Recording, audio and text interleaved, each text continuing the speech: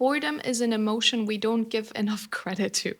It's brushed off as laziness or as lack of drive, but actually, boredom is very much a compass emotion and it's super interesting. It shows up when the mind and body are understimulated, under-challenged, or disconnected from deeper purpose. At its core, boredom is your system saying, this isn't fulfilling me, this isn't stretching me, this isn't engaging my energy in a meaningful way. That's why boredom can feel so heavy. It's not just about having nothing to do, it's about having nothing that lights you up. It's about having lacks, not knowing what to do with yourself, not knowing what to do when challenges arise. And here's the nuance to it. Boredom isn't always a sign that you're failing, right? Sometimes it's a sign that you're stuck in comfort. Humans are designed to grow and to expand and to keep creating. When you stay in the same loop, even if it's safe, even if it looks successful from the outside, your nervous system eventually numbs out. And that numbness is boredom. It's a wake up call that you've stopped giving yourself reasons to rise and to evolve and to truly engage with life. But there are layers to boredom, right? So you need to figure out which one is happening for you. First is lack of purpose. So when you don't know why you're doing what you're doing, even the busiest life feels boring. You feel like there's more needed, but you don't know what. Purpose is the fuel that turns repetition into mastery. It's the one thing that actually gives your life meaning and fulfillment. And without it, everything just feels flat to you, feels like work to you, feels like out of control to you. And that is happening for your business, for your relationships, for your hobbies, your whole life, right? Then it could be the layer of lack of discipline. So, discipline and boredom often dance together. Why? Because discipline creates momentum. And without it, you spiral into passivity. You scroll endlessly, you numb yourself with distractions, you're binge eating, or constantly waiting for motivation or to be ready. And that stagnation breeds boredom, right? Then it could also be lack of true pleasure. So here's the paradox: boredom often arises in people who overload themselves with fake pleasure. So constant cheap dopamine hits, social media, junk food, fast food, binge watching, casual sex, hookup culture, endless stimulation, endless scrolling, toxicity, toxic reality TV shows all trick your brain into thinking that it's being entertained. But real pleasure is rooted in depth and presence. Without that, your pleasure centers burn out. And what's left is boredom. That's also one of the main reasons you get bored in a healthy relationship, right? Because you're so addicted to the fake pleasure and quick dopamine hits that you cannot hold the depth of real pleasure. Which is ironic in that moment because you keep thinking you are already holding the depth of real pleasure. But it's fake. So the truth about boredom in this case is that it's not a punishment, it's just a signaling where you need work, where you need to look at yourself. It's telling you you've outgrown this level. You need to challenge yourself. You need to do better, do more. You need to re-engage with life. Come on, move. It's an emotional red flag that your inner fire is being neglected, that you're not rising up to your full potential right now. So, how do you alchemize that? First, you need to audit your inputs. Where are you numbing yourself with shallow dopamine? Where are you scrolling endlessly and wasting time and procrastinating? Where are you eating without presence? While distracting yourself? Talking but not connecting?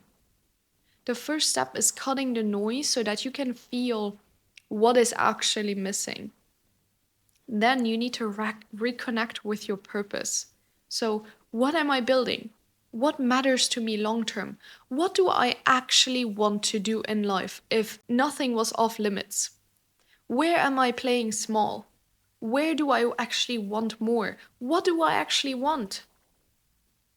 Purpose isn't always about grand missions. Sometimes it's about just anchoring into your small intentions, like finishing a program, showing up consistently, showing up when staying true to your word, creating something with your hands. You need to use boredom as a doorway to creativity, to creation.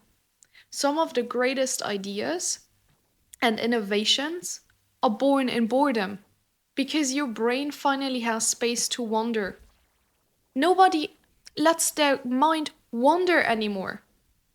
Instead of running from boredom, sit with it, journal, just sit in silence, daydream, let your mind roam without reaching for distraction. And I have to mention here, teach your children that as well.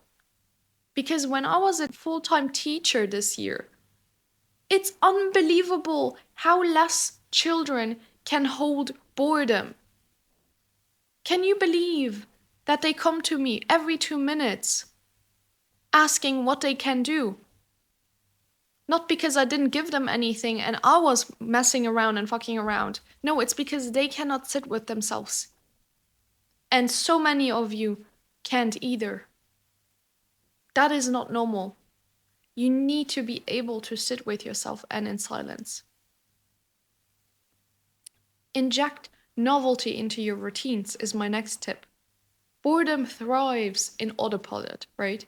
When it becomes boring, when it becomes monotone. Break it. Take a different route home. Try a new workout. Learn a new skill.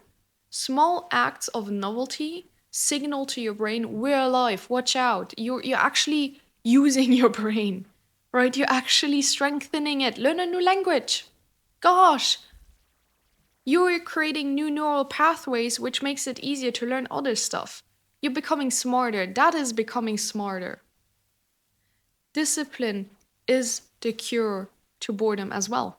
Ironically, the way out of boredom isn't more pleasure, it's more discipline. Show up for the work. Finish what you start. Stay true to your word. Push past resistance.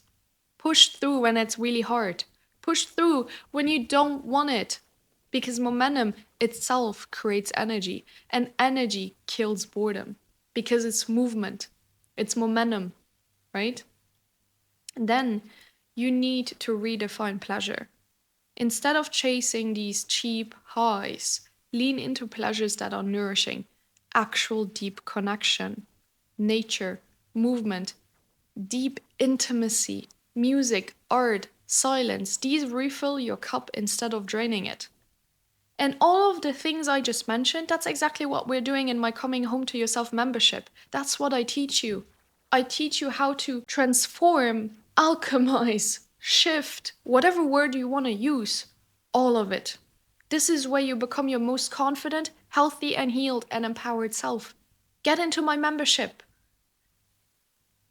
Stay true to your word. Build discipline. Actually do something productive for once. If boredom is left unchecked, boredom festers and lingers in your body. It becomes more than just a lack of stimulation. It becomes a breeding ground for unhealthy behavior and more distorted thinking. Hello, overthinking.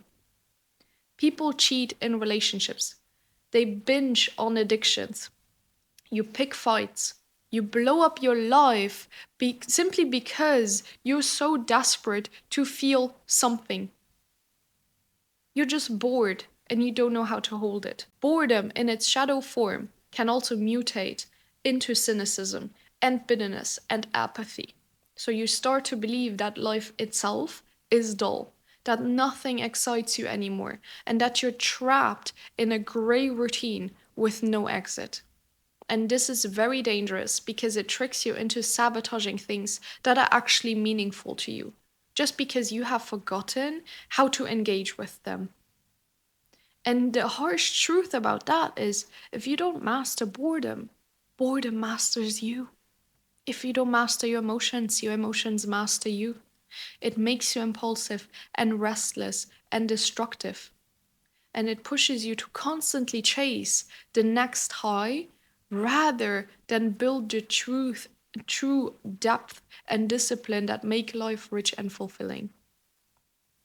So boredom isn't an enemy to you, it's just another invitation where more work is needed. It's your inner fire saying, I need more from you, more discipline, more depth, more purpose, more presence. It's basically your soul telling your human that you need to finally integrate your higher self. When you master boredom, you stop running from it and you start using it as a compass to redirect you.